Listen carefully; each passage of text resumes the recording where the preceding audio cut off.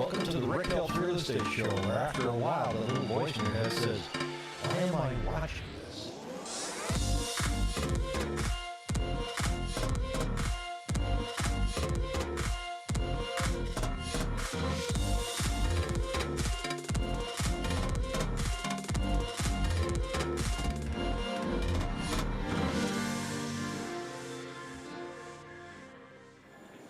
Good morning and welcome to the Rick Helps Real Estate Show, where I share the actual numbers of what's going on in the Arizona market so that you can make informed decisions, and more importantly so that you can be a hit at all the cocktail parties. And may the beatings continue until morale improves. Man, I've got numbers for you today. We're going to go over some of the Phoenix numbers. I'm going to shift over to an article from Redfin that I'm going to title, well, duh, because I think we all know that. And then we're going to talk about forbearance and what's happening, and some of the forbearance plans are quitting. But I want to start by saying I had a great weekend. Great weekend. I got a contract accepted in Sun City West. Nice couple from Seattle, actually classmates of mine, and we found a home way faster than we thought we would. And after they decided that they wanted to purchase it, we made a phone call, found out that the furniture comes with it. Oop. Yeah, I don't have a mic going here. Doesn't look like my mic is working. Let me check this out here.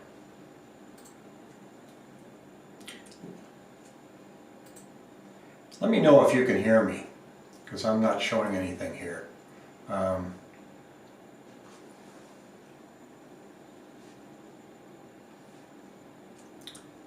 I'm having technical difficulties. Let me check this out for just a second. It's showing it's active.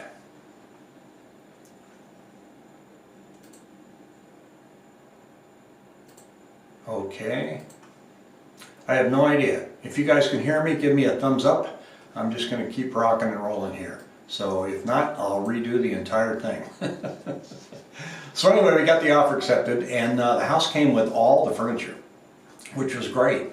And it was nice stuff, so that was pretty cool. Then I got to spend a few hours Saturday with David and Chrissy from Southern California, YouTubers that contacted me and said, you know, do you happen to have time to show us around Chandler and Gilbert? And I certainly did, and they were a blast. So we had fun showing them what they can get in the price range between $350,000 and $400,000. So we had a good time with that.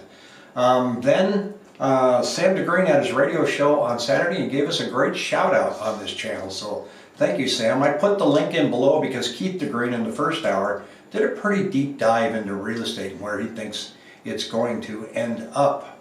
So give that a listen.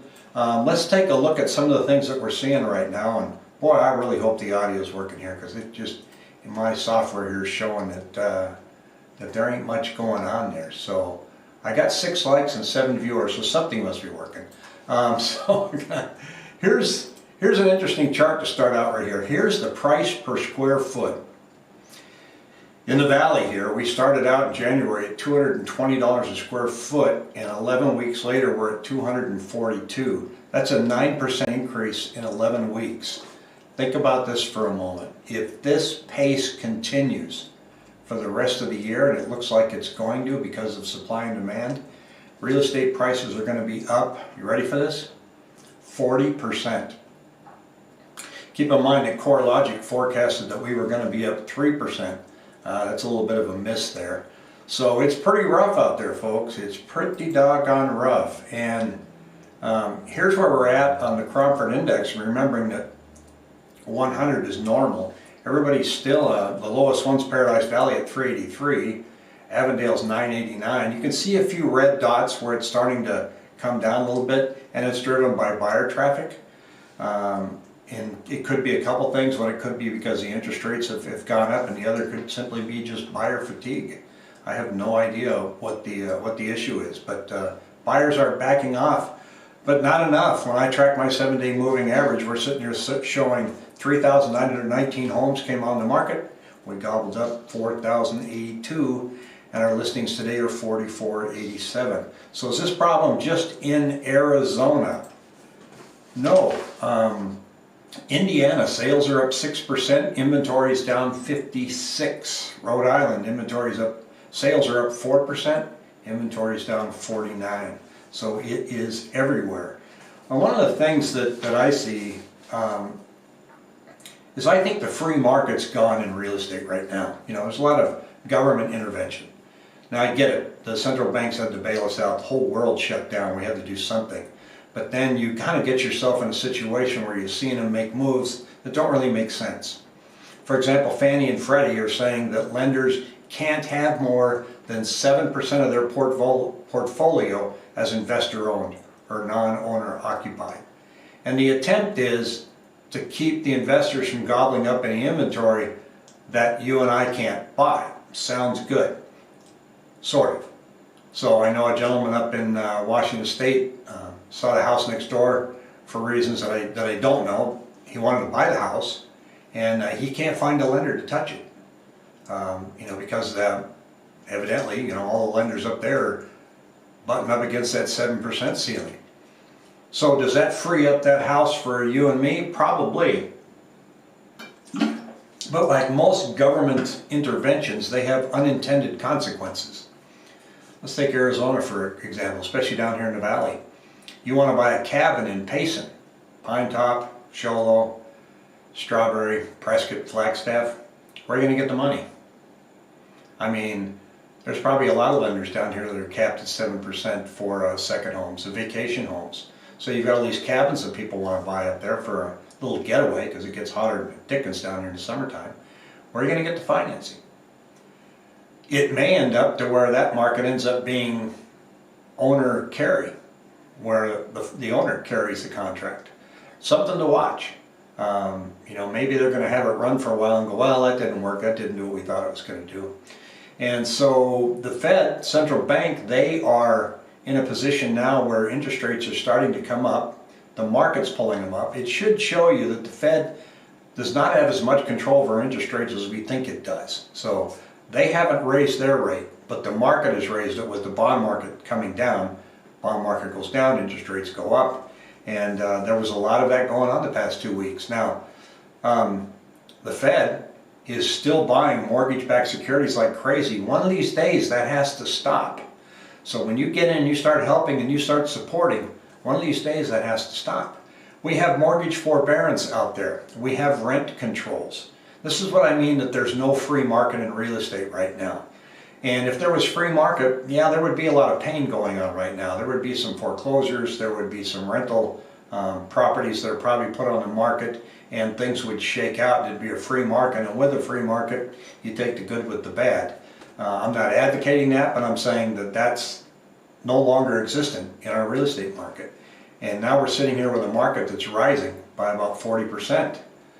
And here's what Redfin says about a winning strategy to get your bid accepted. All cash improves your opportunity to get that contract by 290%. No kidding. Waiving financing contingency, 66%. But here's what they say. All cash offers usually, I've got to show you the screen here. All cash offers are usually an effective bidding war strategy, but the market's so hot that even the #1 strategy has evolved this year. Most buyers don't have the option to offer cash, so many agents work with buyers to come up with creative ways to make the offer more attractive. And here's what one of them says. This agent says she does the best to help her buyers identify what the seller is looking for. Well, where have you heard that before? I like to call the agent and say, besides price, is there anything else your seller is looking for? Like waiving contingencies, allowing sellers to rent the home back for a few weeks so they can find another place? We try to get that done all the time, but here's the problem.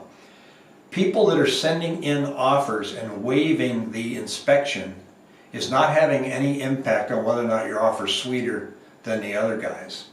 And pre-inspection or waiving the appraisal has no effect, doesn't make the offer sweeter anymore. It used to. Putting in an escalation clause, I want to meet that price and I will beat any other offer by up to $1,000 up to a certain dollar amount. That doesn't work anymore either. In fact, with listing agents, looking at those kinds of offers, was in a conversation with an agent just yesterday, and you know, hey, how many offers you got? She goes, I have 20 in my inbox that I have to go through tomorrow.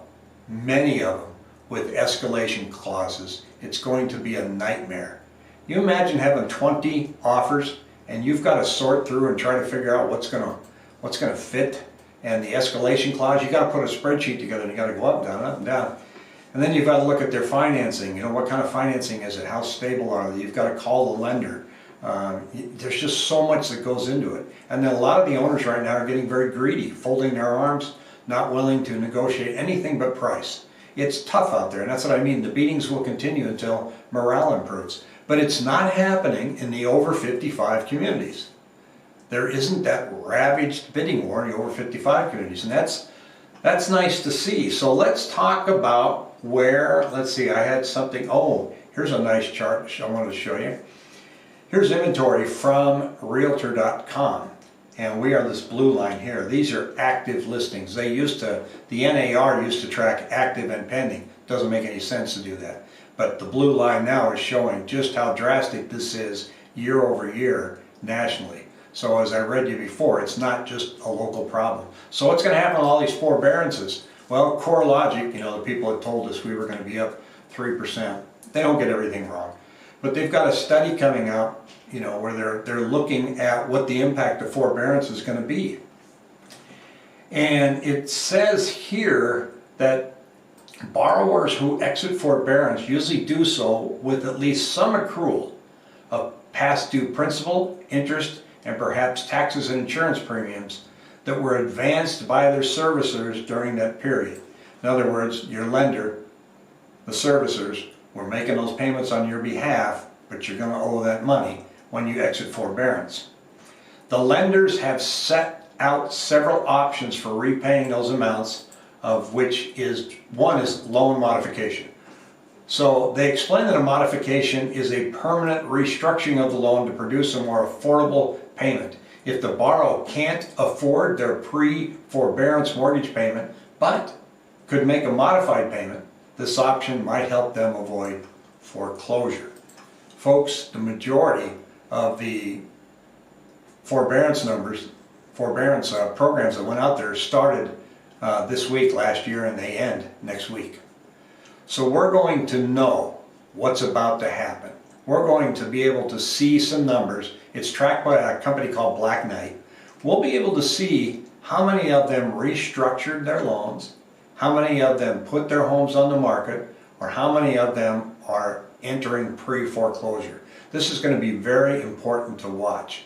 Now, I've said that nationally there's 4.9% of mortgages that are in forbearance. If half of those end up coming on the market here in Arizona, that'll have no impact on our inventory. That number's about 17,000. We'll go up to like 21,000. Still way below normal. And they'll be gobbled up real quick. It will help ease the bidding wars, but the problem is those homes aren't going to come on Tuesday. So some are going to trickle out in April, some are going to trickle out in June, and this program's been extended to 18 months instead of 12.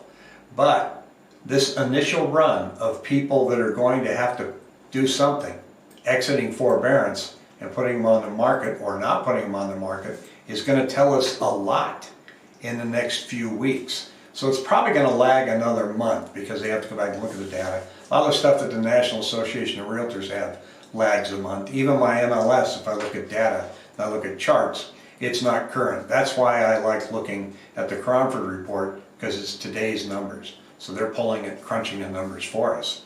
So that's a number to watch. Forbearance terms are starting to end, and that's going to have an impact. So let's take a look at that. Tomorrow, I'm talking with an agent broker in Southern California, Huntington Beach, with Coldwell banker Jeb Smith. You've probably seen him. He's got a great channel. I'm really curious to ask about what he sees going on in Southern Cal, where he thinks it's headed, and I want to ask him, how do buyers enter the market over there? That's got to be tough.